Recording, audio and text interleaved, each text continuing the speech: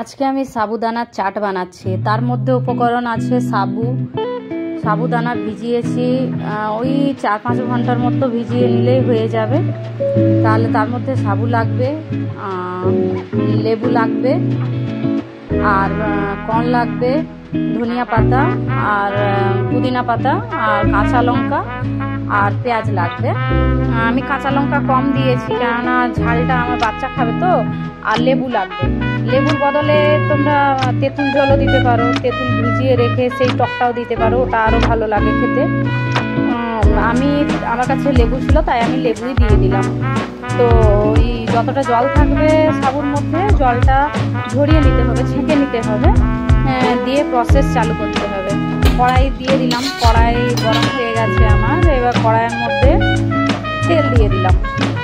তেল কম করেই দেবেন, এটা তো হেলদি ফুড, তার জন্য এটা কম তেল দিতে হবে। তেল না দিলে হয় না, ওই জন্য তেল একটু কম দিতে হবে। তেলের পর আমি দিয়ে দেব এবার গোটা জিরা দিয়ে দেবো। দেরি হচ্ছে, তেলটা গরম হতে একটু দেরি হচ্ছে, তার জন্য আমি ভয়েস রেকর্ডিং করেছি কেননা ব্যাকগ্রাউন্ডে অনেক টিভির সাউন্ড আসছিল, ওই জন্য আমি ভয়েস রেকর্ডিংটাই করলাম। দিয়ে গোটা জিরা ফোড়ন দিয়ে দিলাম। ফোড়ন দিয়ে তারপর কাঁচা লঙ্কাগুলো যেগুলো কেটে রেখেছিলাম ওগুলো দিয়ে দিলাম।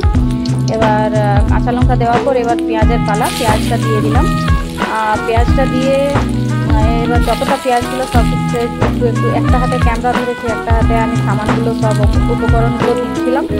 তার জন্য আমার একটু দেরি হচ্ছে, ভয়েসটা খুব তাড়াতাড়ি হয়ে যাচ্ছে, জিনিসগুলো খুব একটু দেরি করে হচ্ছে। তো পেঁয়াজটা দিয়ে নেড়ে চেড়ে হালকা যেন একটু ফ্রাই হয়ে যায়, যেন আরশোলার যেমন রং হয় না তেমনি পেঁয়াজটার যেন রং হয়।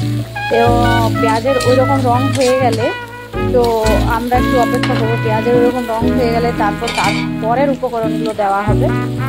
আর এটা খেতে কিন্তু খুবই সুস্বাদু লাগে, খুবই ভালো লাগে। অবশ্যই একবার বানিয়ে খেয়ে খাবেন, আর খুবই হেলদি। আর এটা খুবই ভালো, বাচ্চাদের জন্যও ভালো, বড়দের জন্যও ভালো। তো যতটা পারেন বানিয়ে খাওয়ার চেষ্টা করবেন। আমি যতটা নিজের ইচ্ছায় দেখেছি, নিজের থেকে মানে বানিয়েছি। এবার সুইট কর্নটা দিয়ে দেবো। সুইট কর্নটা মানে কাঁচা থাকে, তো তার জন্য হালকা একটু ফ্রাই করে দিলে ও সিদ্ধ হয়ে যায়।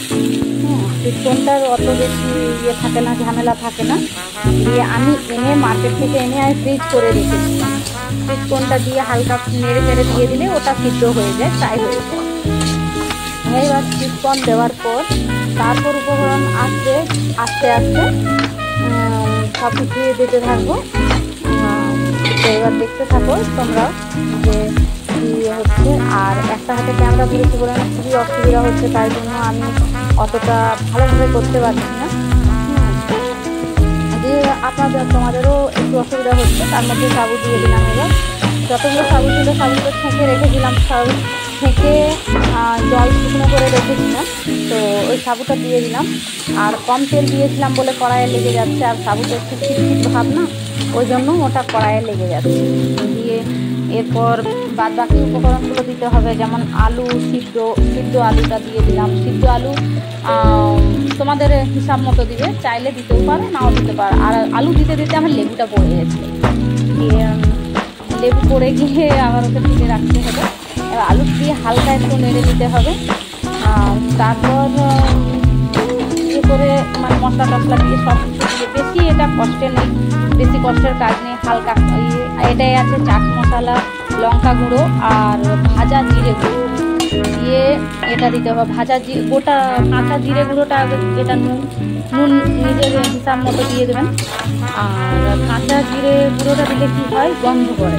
আর হালকা একটু রোস্ট করে যদি জিরাটা গুঁড়ো করে দেন, তার সেটা কি ওর স্মেলটাও খুব সুন্দর আসে আর খেতেও খুব টেস্টি লাগে। দিয়ে যতটা পারবেন মানে হালকা জিরেটা গুঁড়ো করে দিবেন। এবার তার মধ্যে দেওয়া হবে এখন ধনিয়া পাতাই তো দেবো মনে হচ্ছে, ভয়েস রেকর্ডিং করেছি আমি ভুলেই গেছি কি দিয়েছি না দিয়েছি। রান্না করার পর আমি সব ভুলে যাই, এতটা ভুলক্ষর। ধনিয়া পাতা, হ্যাঁ ধনিয়া পাতায় দিচ্ছি আমি। ধনিয়া পাতার পর দেব পুদিনা পাতা। এবার পুদিনা পাতাটা আসতে একটু টাইম লাগছে, বললাম না যে একটা হাতে ক্যামেরা ধরেছে, একটা হাতে সামান সব দিচ্ছি, এই জন্য ঝামেলাটা হচ্ছে। যে পুদিনা পাতা দিলাম তার মধ্যে দিয়ে, আর এটা একটু হালকা একটু নেড়ে দিতে হবে, নেড়ে দিয়েই হয়ে গেল। লেবু, ও ভুলে গেলাম মেন জিনিসটা, লেবুর রস কিংবা তেঁতুলের জল দিতে পারো তোমরা। তেঁতুলটা ভিজিয়ে রেখে ছেঁকে যে তেঁতুলের টক জলটা হয়, সেই জলটা তোমরা দিতে পারো।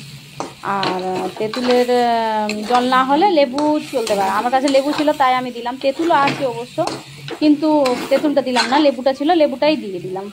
তো এবার এটা নেড়ে চেড়ে হয়ে গেল, এটা বাস কমপ্লিট হয়ে গেছে।